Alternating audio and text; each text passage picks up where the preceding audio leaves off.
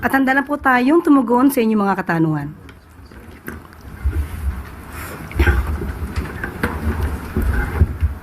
Clay Pardilla, People's Television. Good morning po, Yusek.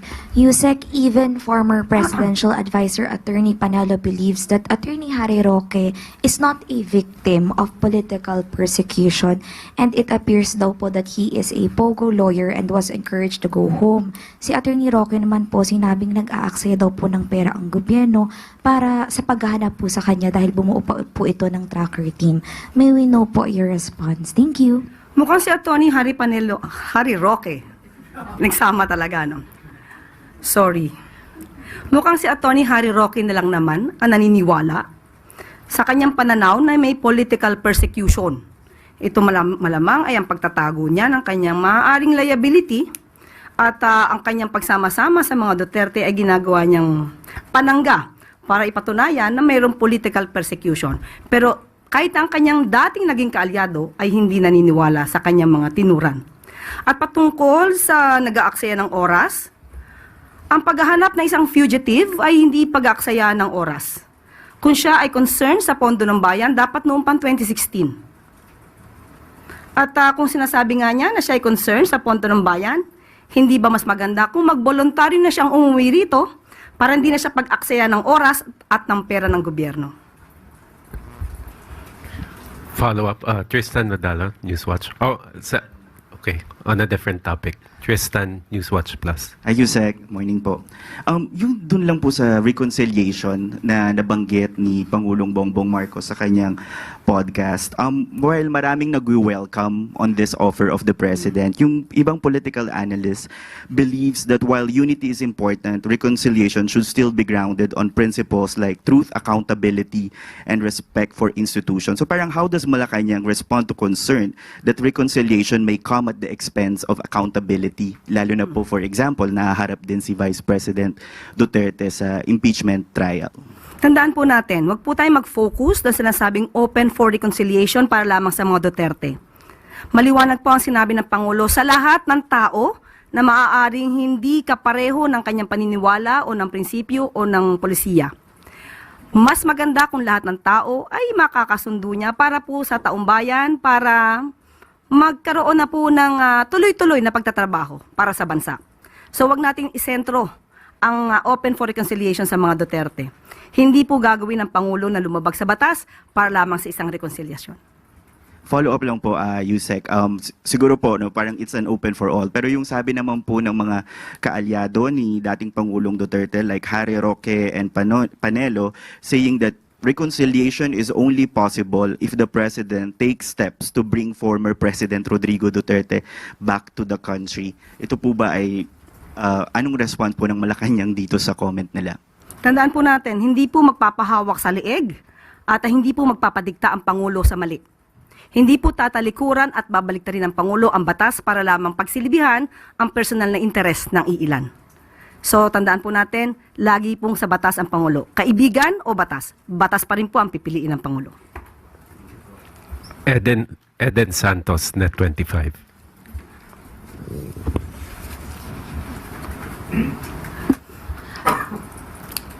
Kahit din po na nabanggit nila, Yusek, good morning po.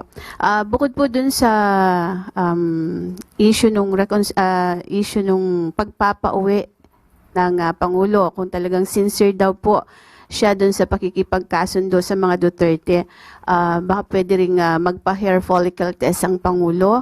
May mga condition po para lang maipakita daw yung sinceridad po ng ating Pangulo dun sa kanyang pakikipag-reconcile or pakikipagkasundo sa mga Duterte. Ano pong reaction ng Malacanang dito? Ulit-ulit, paulit-ulit, uulit-ulitin ko, uulit-ulitin natin. Peke, ang video na siyang pinespread or isiniwalat nitong si Atty. Harry Roque. Dapat pa natin siyang paniwalaan o ulit-ulitin ko, paulit-ulit na lamang siya? Yusek, follow-up lang po. Hindi naman din po batay dun sa video lang yung panawagang magpa-hair follicle test ang Pangulo. Bukod po doon, medyo... Paulit-ulit po ulit? Hair follicle test po ulit? Ayun po yung ilan sa tingin nyo ba meron silang karapatang magbigay ng kondisyon kapalit nung sinasabi po ng Pangulo natin na para makipagkasundo? Ang pakikipagkasundo po ay para sa taong bayan, hindi para sa personal na interes ng iba.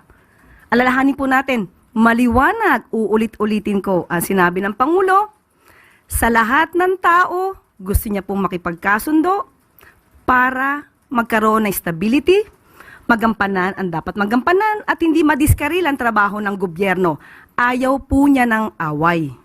So, ang awayan na to, ang siya nagpapabagal sa trabaho ng gobyerno dahil puro paninira.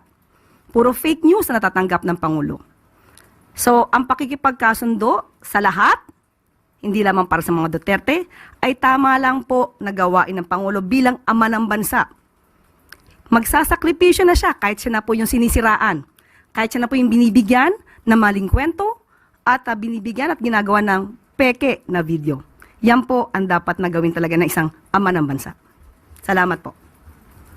Follow-up, Ivan Mayrina, GMA Integrated News. With due respect, Yusek, ang sinasagot po ng Pangulo dun sa reconciliation, diretso po yung tanong, ay tungkol sa mga Duterte. He was responding to a question specifically, reconciliation with the Dutertes. Kaya nga po sinabi niya, opo, kasama ang mga Duterte. Pero wag natin pong isentro sa mga Duterte. Dahil ang sinabi niyang sumunod ay gusto niya pong makipagkasundo sa lahat ng tao. Ito po yung sinabi niya. Ayaw ko ng gulo, gusto kong makasundo ang lahat ng tao. Mas maganda. So, kung isa pong parte ang pakikipagkasundo sa mga Duterte, maganda po yun. But ang malinaw po, the offer of reconciliation should not come with any conditions. Yun po ang gusto nating sabihin. Opo, ito naman para sa taong bayan at para sa bansa. Salamat po. Another follow-up, Pierre Pastor, Bilyonaryo. Hi, Yusek. Dun sa reconciliation and ayaw ng politika, clarify lang po, hindi po ba ipapakita ng Pangulo nahahabulin niya o pananagutin kung nagkasalaman? Nagsisimula... Yes. Okay, Kasi go. medyo meron pong na makikipagbati ba at may ayaw ng politika kung talaga namang nagkasala. Dapat po ba, hindi po ba dapat ipakita ng Pangulo na hahabulin niya ang mga nagkasala? Nung sinabi at tinanong siya kung open siya for reconciliation, wala pong nabanggit na hindi niya ipapatupad ng batas. Wala pong nabanggit na magpapatawad siya kung may nagkasala. So ang reconciliation lamang po ay para hindi na magkaroon ng gulo at para magkaroon nga po ng stability at matupad niya ang kanyang mga pangako sa bayan. Thank you. We have time for one more question. Alvin Baltazar, Radio Pilipinas.